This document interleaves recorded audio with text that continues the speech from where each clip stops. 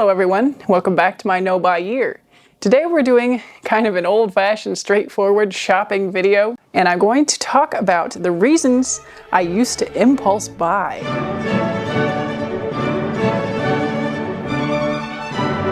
So these are also reasons that I found it hard to wait to purchase something, and also reasons why I find it hard to keep a wish list and wait.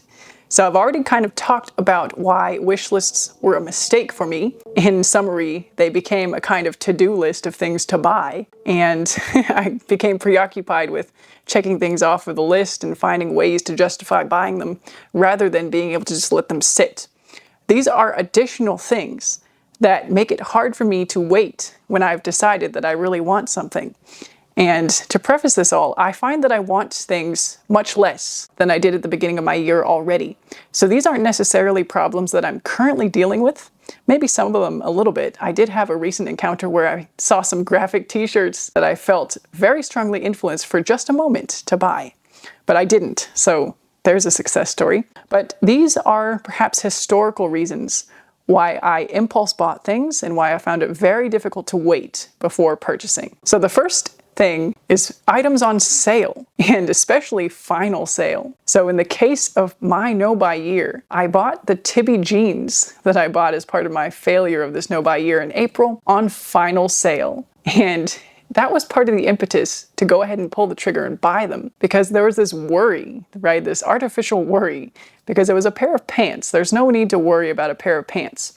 But there was this artificial conception of worry that they would be gone, that they would sell out in any of the sizes that would fit me. And in fact, when I bought them, they were a size smaller than I normally take, because I'd seen reviews of how to, you should size down and whatever. But they were already sold out of the size that I would normally take.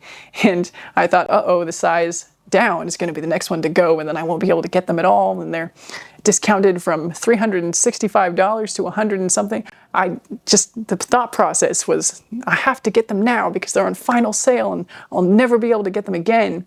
And they're also so expensive that I wouldn't buy them when they're not on sale. So this is the chance. This is my one opportunity to get them. So if something was on a wish list that I was keeping, and they were on a wish list that I had early in my no buy year of things that I wanted to buy but didn't, and then I bought them because they went on final sale. And I felt that strong desire of like, I have to get it now or I'm going to miss out. The FOMO was so real. So alongside that, the notion of limited quantity is the second thing that made it hard for me to wait sometimes in buying things off of my wish list, or just buying things in general. Impulse buying.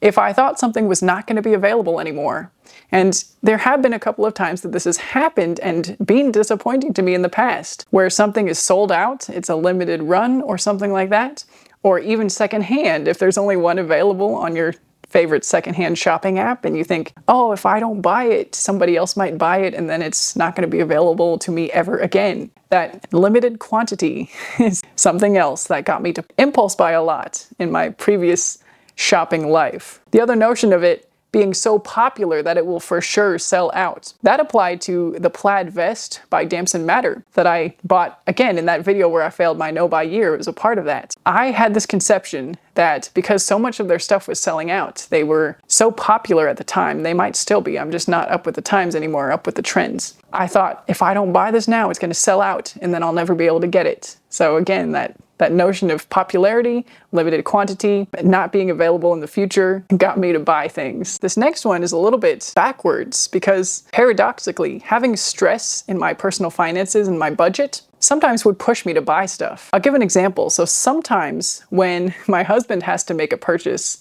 for a totally unrelated reason, he needed a lawnmower this season, and we did shop secondhand and he ended up getting one. It turned out to be still quite an expensive lawnmower. But, discussion of the actual lawnmower is neither here nor there.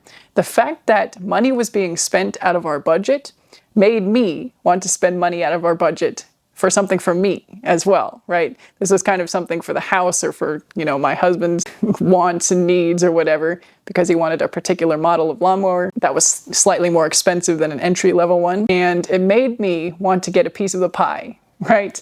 Made me think, hey, if he gets to spend money, then I should get to spend money too. I should get to treat myself to something that I want. Or maybe if I don't, there won't be any budget left and I'll miss out. So paradoxically, the fact that we were already spending money made me then want to spend more money. And I think this can be true if you're already shopping for other reasons as well, or if you're going shopping with friends, perhaps. So if you're already spending money shopping for something else, it becomes easier to just throw something else on, and the total just goes up by a little bit. It's not going from zero to spending, it's going from $10 to $20, which might be going up $10 either way, but it just feels different from going 0 to 10 to 10 to 20. It's like 10 to 20 is not as big of a deal because I'm already having to pay for something. And then if you go shopping with friends and your friend is getting this massive shopping spree of back to school clothes or whatever it is, and you aren't planning to get anything, you might be more easily swayed into making a purchase because your friend is there buying 10 bags worth of stuff, and it becomes easier to not walk away empty-handed than it is to walk away without buying anything. The other trap that I fell into was the thought that I deserve it for one reason or another. So whether it's in the case of my dental work, like I've talked about before in my apicoectomy video, last time I had some root canals done, I bought myself a Dyson Airwrap because I had to do something scary and hard and unpleasant, so I deserved it. Whether it's getting a new job or graduating school or doing these things, accomplishments, hard, scary surgeries or life events, even push presents for giving birth. I'm not saying any of it's wrong, but I am saying that it used to get me to buy stuff in the past. The feeling of YOLO, you only live once and therefore it doesn't matter. It's almost like hedonism in a way, where the purpose of life is pleasurable things, so therefore just go ahead and live it up while you're here. Also got me to buy stuff. I guess for me it was more the thought that it doesn't really matter. If I do this, I would kind of justify like, oh, it's not a big deal if I buy this extra lip gloss, and therefore because it's not a big deal, I should just go ahead and do it.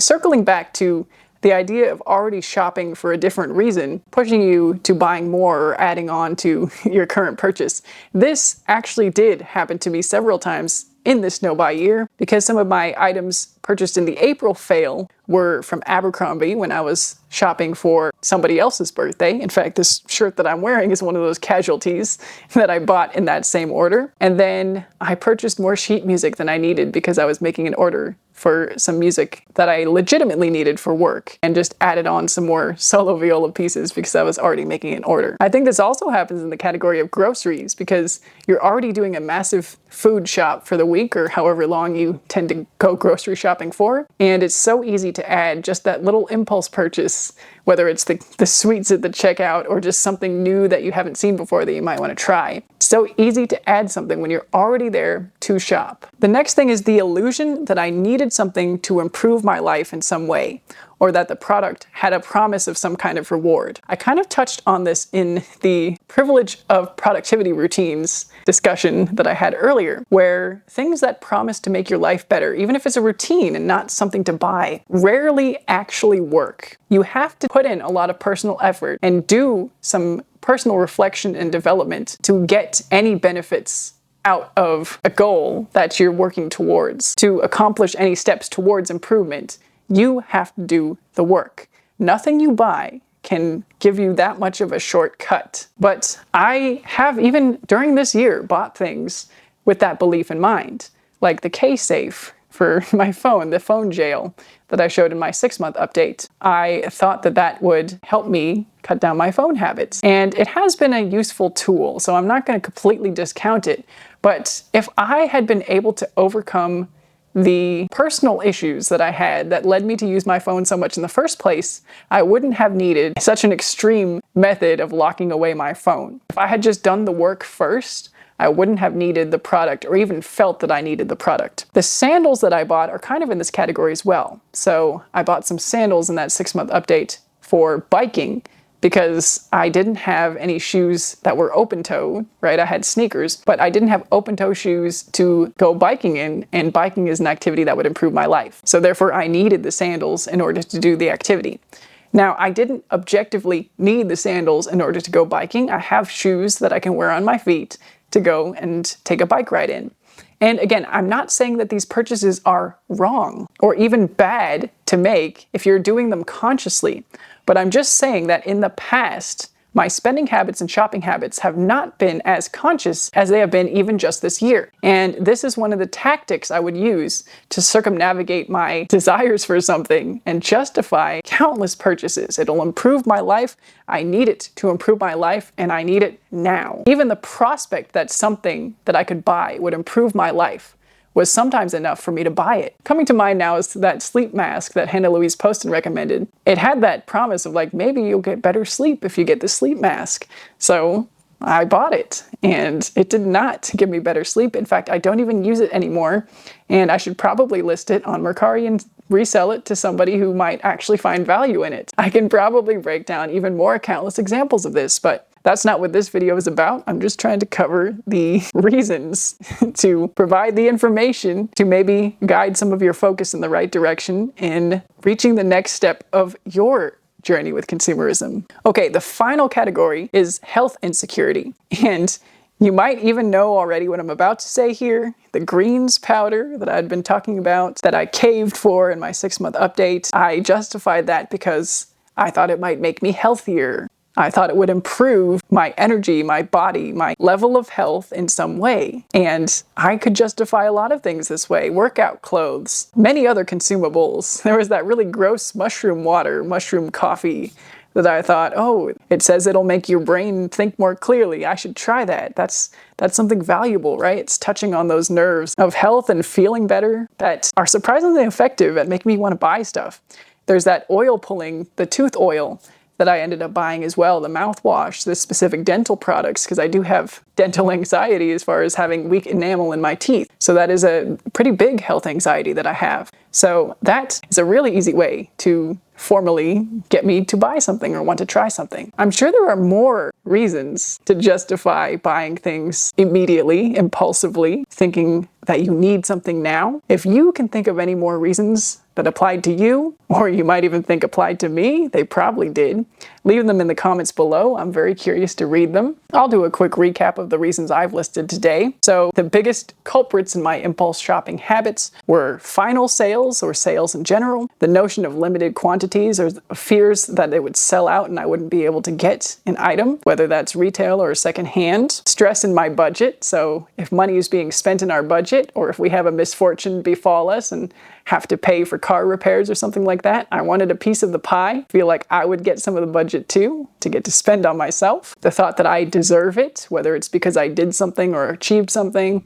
or just because I'm having a bad day. The idea of YOLO, or it doesn't matter, so just go ahead and do it. The circumstance of already being shopping for somebody else, and therefore just adding it on to an existing purchase. The feeling that I need something to improve my life now. And then finally, the feeling that I need something to be healthier or become a better version of myself, especially physically, and preying on the insecurities that I have in my body and mind. I'm happy to say that these days, first of all, I don't keep a wish list. And second of all, I see a lot more of these reasons for what they were, just ways to justify a purchase that I didn't really need. And I hope you might be finding it easier by now as well, if you've been on this no-buy journey with me. And with that, I will say bye for now, and see you in the next one.